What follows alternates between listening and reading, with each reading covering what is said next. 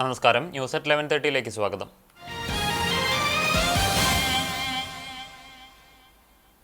നിലമ്പൂർ ഉപതെരഞ്ഞെടുപ്പ് തീയതി പ്രഖ്യാപിച്ചു. ജൂൺ 19-നാണ് തിരഞ്ഞെടുപ്പ് നടക്കുക. ജൂൺ 23-ന് വോട്ടെണ്ണൽ നടക്കും. PV അൻവർ രാജിവെച്ചതിനെ തുടർന്നാണ് നിലമ്പൂർ ഉപതെരഞ്ഞെടുപ്പിലേക്ക് എത്തിയത്. ഗുജറാത്ത്, കേരളം, പഞ്ചാബ്, പശ്ചിമ ബംഗാൾ എന്നിവിടങ്ങളിലെ ഉപതെരഞ്ഞെടുപ്പ് തീയതികളാണ് പ്രഖ്യാപിച്ചിരിക്കുന്നത്. ഉപതെരഞ്ഞെടുപ്പ് വിജ്ഞാപനം തിങ്കളാഴ്ച ഉണ്ടാകും. പത്രിക സമർപ്പിക്കാനുള്ള അവസാന തീയതി ജൂൺ 2-ഉം പത്രിക പിൻവലിക്കാനുള്ള അവസാന തീയതി ജൂൺ 5-ഉമാണ്. 2016-ൽ നഷ്ടമായ മണ്ഡലം തിരിച്ചുപിടിക്കാനുള്ള ഒരുക്കത്തിലാണ് UDF. കോൺഗ്രസ് മത്സരിച്ചു വരുന്ന നിലമ്പൂരിൽ ഇത്തവണ സ്ഥാനാർത്ഥി ആരായിരിക്കണം എന്നത് സംബന്ധിച്ച് കോൺഗ്രസിൽ ആശയക്കുഴപ്പമുള്ളതായി വാർത്തകളുണ്ടായിരുന്നു. DCC president VS Joy, Aryadan Shoukath എന്നിവരുടെ പേരുകൾക്കാണ് മുൻതൂക്കം. കോൺഗ്രസ് നേതൃത്വത്തിലെ വലിയൊരു വിഭാഗവും PV അൻവറും VS ജോയ് സ്ഥാനാർത്ഥിയാകണമെന്ന നിലപാടിലാണ്. PV അൻവർ UDF-നെ പിന്തുണ പ്രഖ്യാപിച്ചിരിക്കുന്ന സാഹചര്യത്തിൽ നിലമ്പൂർ ഉപതെരഞ്ഞെടുപ്പ് ഇടതുമുന്നണിയെ സംബന്ധിച്ചും നിർണായകമാണ്. കേരളത്തിൽ മൺസൂൺ എത്തിയതായി കേന്ദ്ര കാലാവസ്ഥാ നിരീക്ഷണ കേന്ദ്രം അറിയിച്ചതിനു പിന്നാലെ കാലവർഷം ശക്തമായി. മലബാറിലെ 5 ജില്ലകളിൽ ഇന്ന് റെഡ് അലർട്ട് പ്രഖ്യാപിച്ചിട്ടുണ്ട്. കാസർഗോഡ്, കണ്ണൂർ, വയനാട്, കോഴിക്കോട്, മലപ്പുറം ജില്ലകളിലാണ് റെഡ് അലർട്ട്. 9 ജില്ലകളിൽ ഓറഞ്ച് അലർട്ടാണ്. 8 ദിവസം നേരത്തെയാണ് കേരളത്തിൽ കാലവർഷം എത്തിയത്. കഴിഞ്ഞ 2 ദിവസമായി കേരളത്തിൽ വ്യാപകമായ മഴ തുടരുകയാണ്. കേരള തീരത്ത് തിങ്കളാഴ്ച രാത്രി വരെ ഉയർന്ന തിരമാല മുന്നറിയിപ്പ് നൽകിയിട്ടുണ്ട്. റെഡ് അലർട്ട് നിലനിൽക്കുന്ന വയനാട്, മലപ്പുറം, കാസർഗോഡ് ജില്ലകളിലേക്ക് NDRF സംഘം ഇന്ന് എത്തിച്ചേരും. നേരത്തെ മണ്ണിടിച്ചിൽ ദുരന്തം സംഭവിച്ച വിലങ്ങാട് കനത്ത ജാഗ്രതയാണ് പുലർത്തുന്നത്.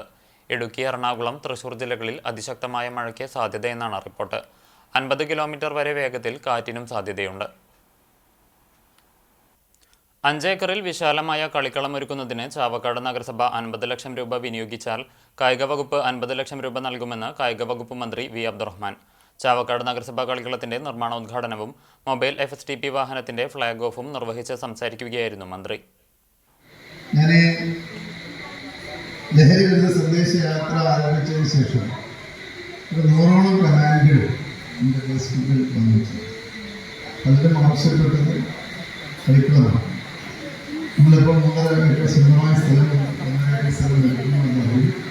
5 ഏക്കർ സ്ഥലം നമ്മൾ കളിക്കാൻ നിർമ്മിക്കാൻ കഴിയും.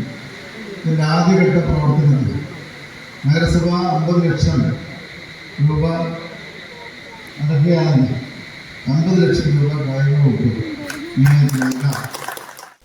സമ്പൂർണ്ണ മാലിന്യ നിർമ്മാർജ്ജനം നേടിയ സംസ്ഥാനമായി കേരളം മാറുമെന്നും മന്ത്രി കൂട്ടിച്ചേർത്തു. നഗരസഭ പരപ്പിൽത്താഴം MCF-ൽ നടന്ന ചടങ്ങിൽ നഗരസഭാ ചെയർപേഴ്സൺ ഷീജ പ്രശാന്ത് അധ്യക്ഷത വഹിച്ചു. ശുചിത്വ അംബാസഡർ PT കുഞ്ഞുമുഹമ്മദ് മുഖ്യാതിഥിയായി.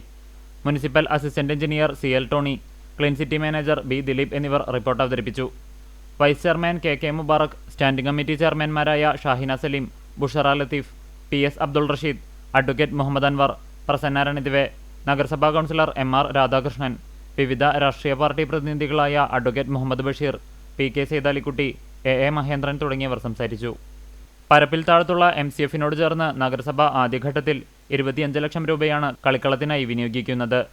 സെപ്റ്റേജ് മാലിന്യം ഉറവിടത്തിൽ തന്നെ ശാസ്ത്രീയമായി സംസ്കരിക്കുന്നതിന് 45 ലക്ഷം രൂപ ചെലവഴിച്ചു വാങ്ങിയ പ്രത്യേകം രൂപകൽപ്പന ചെയ്ത സഞ്ചരിക്കുന്ന മൊബൈൽ ട്രീറ്റ്മെന്റ് വാഹനവും ഇതോടെ സജ്ജമായി.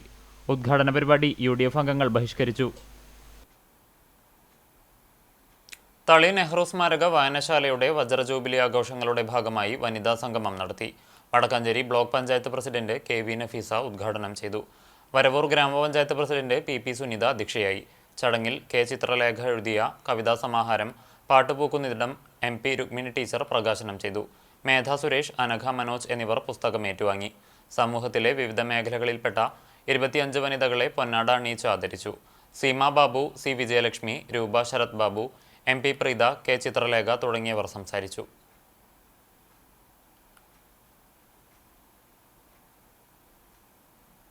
ചരമം.